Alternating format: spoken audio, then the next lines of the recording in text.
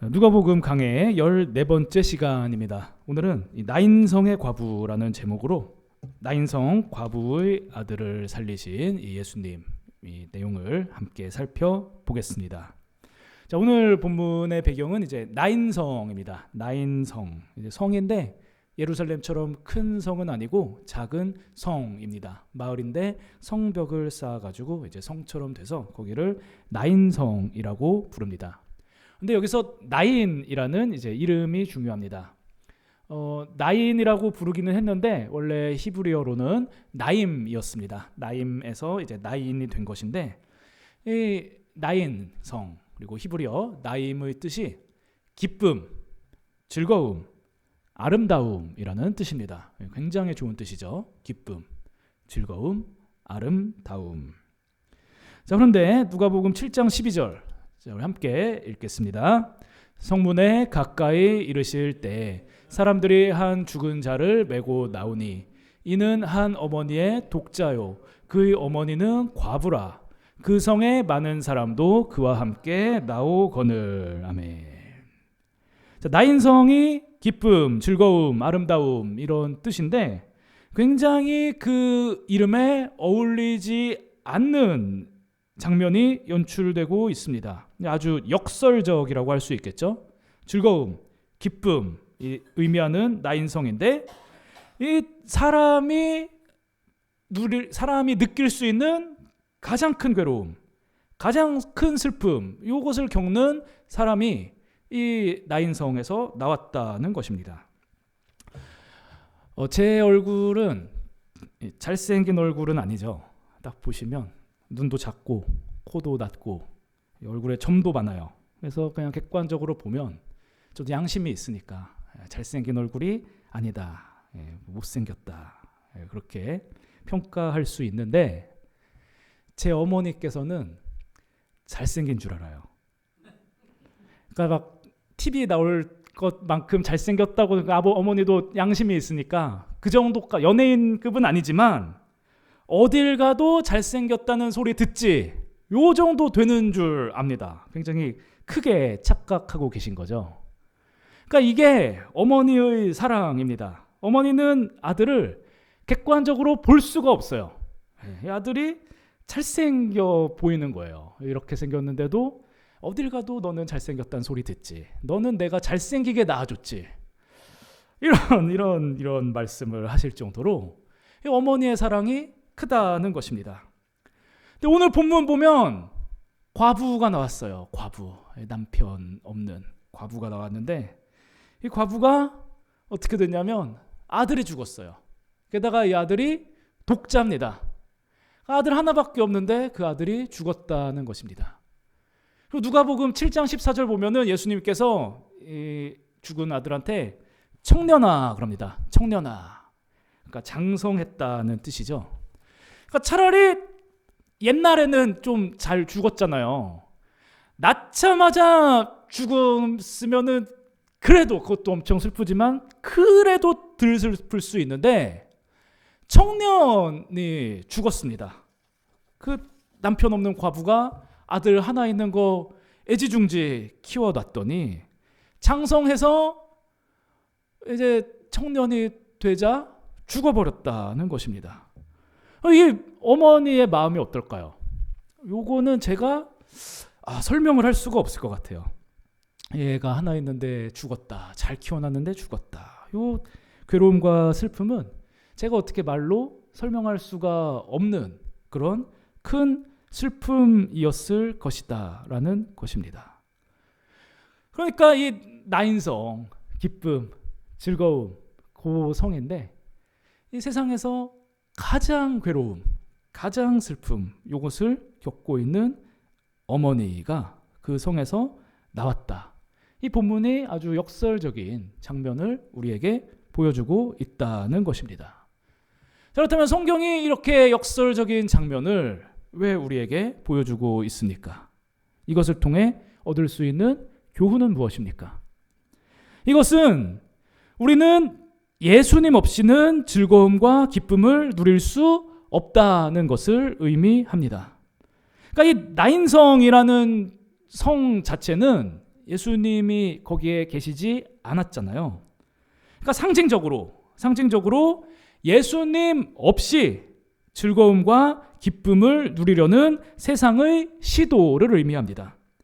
예수님 없이 이제 행복하고 즐겁기 위해서 돈을 많이 벌거나 사회적 지위를 얻거나 지혜를 추구하는 것, 그래서 그것으로 기쁨과 즐거움을 얻는 것, 이것이 바로 나인성이라는 것입니다. 여러분, 우리가 돈 많이 벌고 좋은 직업 갖고 지혜롭게 되고 건강해지고 이런 것을 다 갖추면은 이 세상에서 행복하게 살 수 있을까요? 없을까요? 있죠. 그런 거 다 갖추면 이 세상에서 정말 행복하게 살 수가 있습니다. 그런데 우리는 그것을 알아야 돼요. 예수님 없이 돈 벌고 좋은 직업 갖고 건강하고 행복하게 살 수는 있지만 왜 그게 행복하냐? 예수님이 없는데 어째서 행복할 수 있느냐? 죄인이라서 그렇습니다. 죄인이라서 원래 사람은 영적 존재이기 때문에 하나님과의 죄의 관계가 해결되지 않으면 불행해야 되거든요. 그 행복을 느낄 수가 없어야 됩니다. 그게 정상인데 이 죄인인 사람들은 예수님이 없어도 돈 많이 벌고 좋은 직업 갖고 건강하고 사람들이랑 잘 지내고 그런 것만으로도 마냥 행복을 느끼며 살 수 있다는 것입니다. 그러나 성경은 그렇게 누리는 즐거움과 기쁨은 결국 죽음으로 간다. 이 사람들이 나인성에서 나왔잖아요. 왜 나왔을까요? 이 성 밖에 묘지를 둡니다. 사람이 죽었을 때 묘지에다 넣는데 이 묘지는 시체는 부정하기 때문에 성 안에 있는 게 아니라 성 밖으로 가져가요. 그러니까 이 사람들이 즐거움과 기쁨을 누렸지만 결국 그것은 진정한 즐거움과 기쁨이 아니기에 죽음을 향해 가게 되고 그 죽음을 향해 갈 때야 이것이 즐거움, 기쁨이 아니라 괴로움과 슬픔이구나 라는 것을 알게 된다는 것입니다.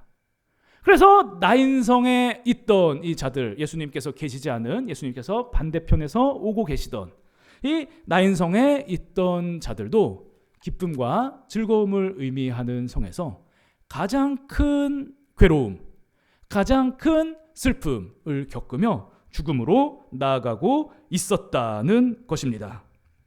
자, 그런데 이제 이러한 괴로움과 슬픔을 당하고 있던 과부에게 예수님께서 나타나셨습니다. 자, 누가복음 7장 13절 함께 읽겠습니다. 주께서 과부를 보시고 불쌍히 여기사 울지 말라 하시고 아멘. 자, 예수님께서 과부를 보시고 불쌍히 여기셨어요. 야, 불쌍하다. 이 어떤 점을 보고 불쌍히 여기셨을까요? 과부인데 하나밖에 없는 아들이 죽었구나. 정말 딱하다. 네 사정 진짜 슬프다.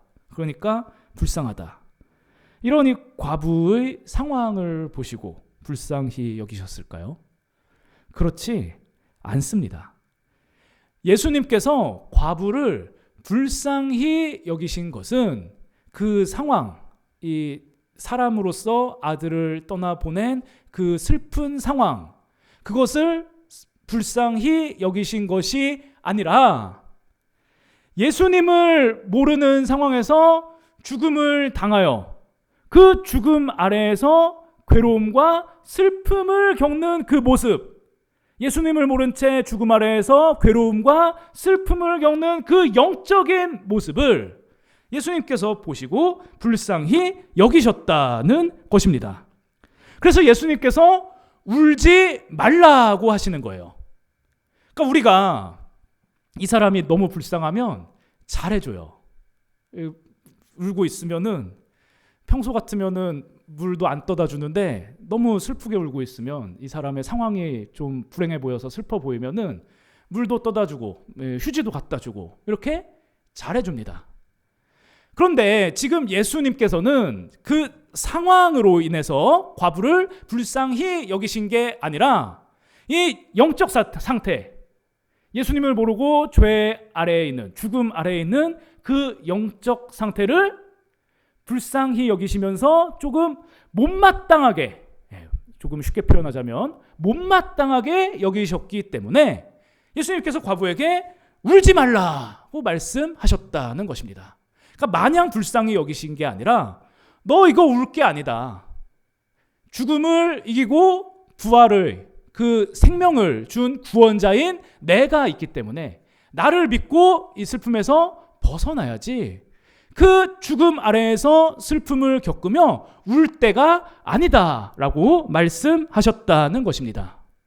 자, 이것과 아주 비슷한, 굉장히 비슷한 장면이 요한복음에 나옵니다. 자, 요한복음 11장 33절 함께 읽겠습니다. 예수께서 그가 우는 것과 또 함께 온 유대인들이 우는 것을 보시고 심령에 비통히 여기시고 불쌍히 여기사. 자, 예수님께서 이제 여기는 나사로가 죽었을 때 이제 그 장례식에 오셨습니다. 여기서도 이제 예수님께서 나사로를 살리셨죠. 죽은 자를 살리셨다는 공통점이 있는 본문입니다. 자, 그런데 예수님께서 그곳에 오셨을 때 저기서 이제 그가 우는 것이라고 했는데 저기 마리아예요. 마리아가 울고 또 온 유대인들이 울고 있었는데 예수님께서 그것을 심령의 비통히 여기시고 불쌍히 여기셨습니다. 심령의 비통히 여기시고 불쌍히 여기셨다. 그러니까 이제 우리가 비통하다라는 것이 슬퍼서 마음이 아프다라는 뜻이거든요. 슬퍼서 마음이 아프다. 그런데 저 심령의 비통히 여기시고라고 할 때 저 심령의 비통히 여기시고는 그 뜻이 아닙니다. 슬퍼서 마음이 아프다는 뜻이 아닙니다. 제가 저 밑에 적어 놓았는데 심령의 비통히 여기시고에 해당하는 헬라어 단어는 엠브리마오마이입니다. 엠브리마오마이. 이 뜻은 분개하다, 씩씩거리다 라는 뜻이에요. 예수님께서 나사로의 죽음을 보고 울고 있는 마리아와 유대인을 보고 화가 나셨어요. 그러니까 왜 화가 났냐?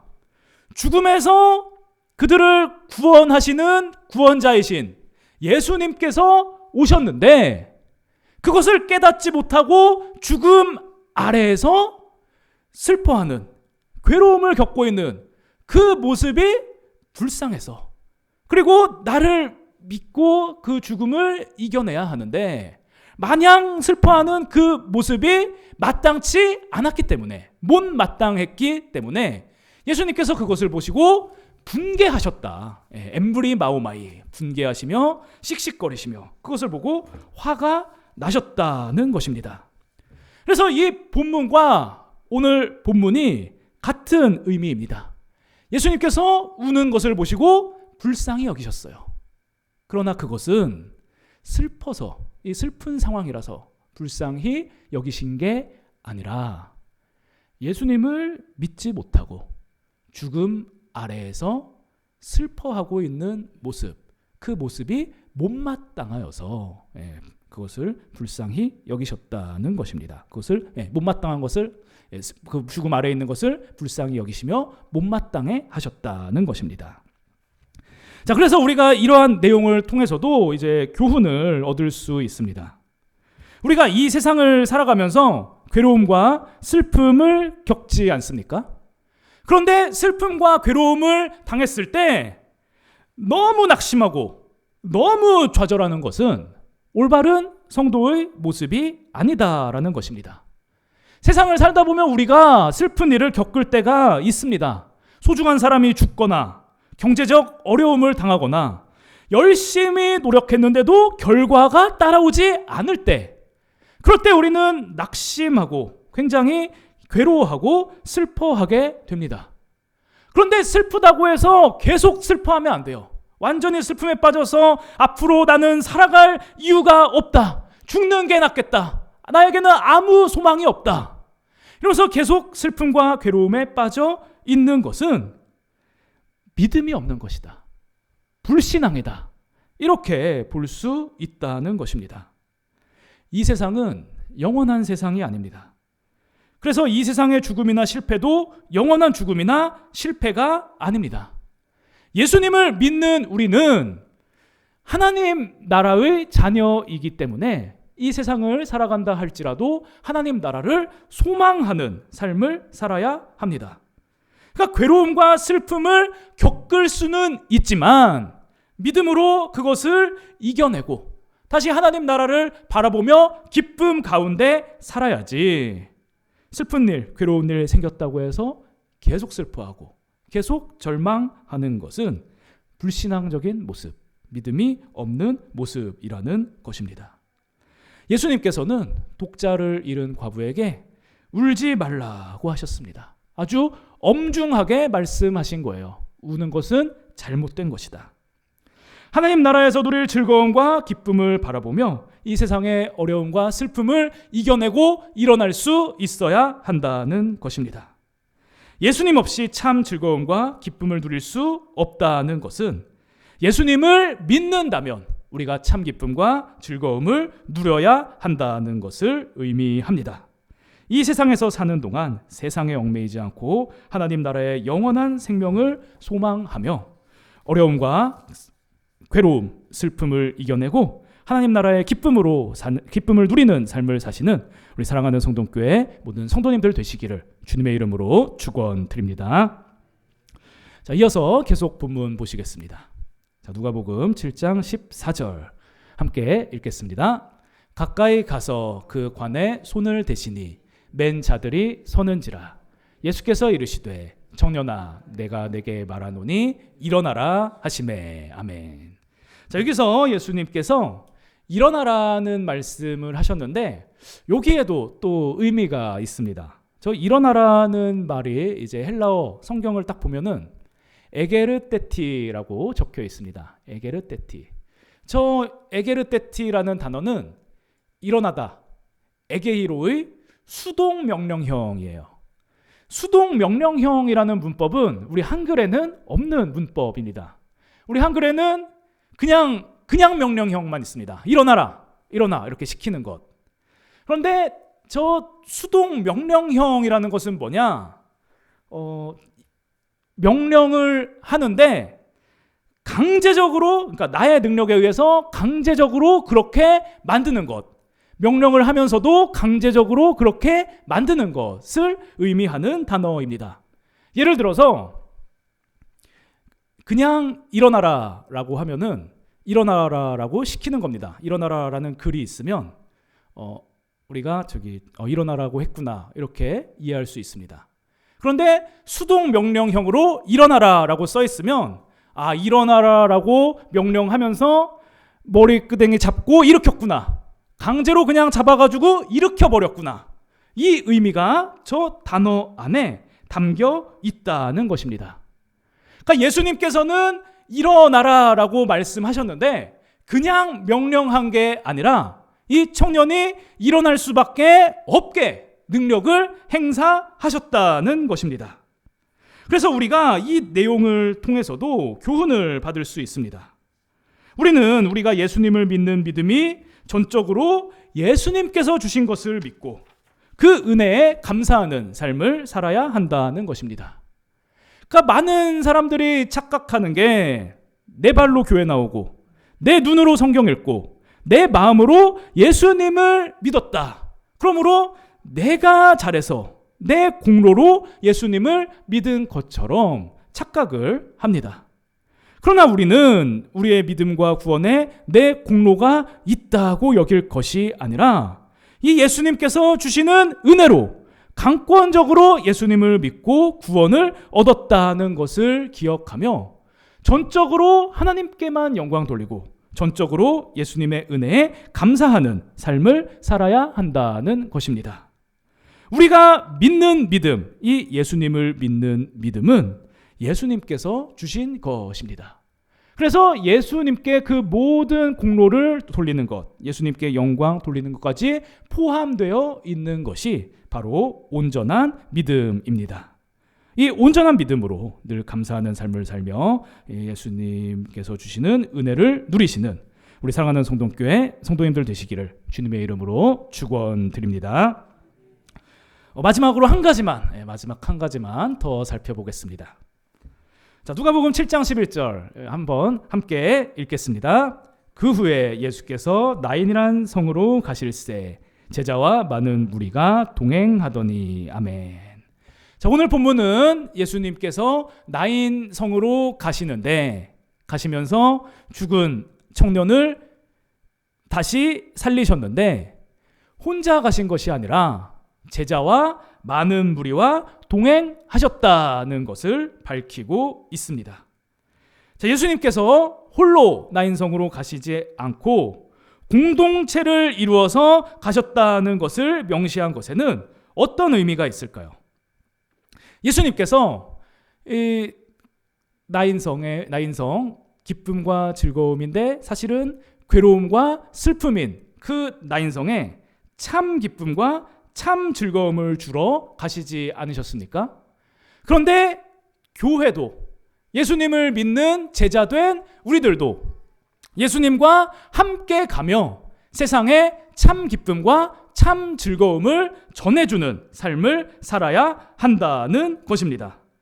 우리 마태복음 28장 20절 함께 읽겠습니다. 내가 너희에게 분부한 모든 것을 가르쳐 지키게 하라. 볼지어다 내가 세상 끝날까지 너희와 항상 함께 있으리라 하시니라. 아멘. 자, 예수님께서는 우리에게 복음 전할 것을 명령하시며 세상 끝날까지 너희와 항상 함께 있으리라고 약속하셨습니다. 이것은 우리가 이 세상을 살아가는 동안 예수님과 함께 세상에 복음을 전하며 괴로움과 슬픔으로 가득한 세상을 참된 즐거움과 참된 기쁨으로 가득하게 해야 할 사명이 있다는 것을 의미합니다. 오늘 함께 살펴본 나인성 과부의 이 기적 본문을 기억하며 예수님을 믿는 믿음에만 참된 즐거움과 기쁨이 있음을 믿고 또 그러한 예수님을 세상에 증거하는 삶을 사시는 우리 사랑하는 성동교회 성도님들 되시기를 주님의 이름으로 축원드립니다.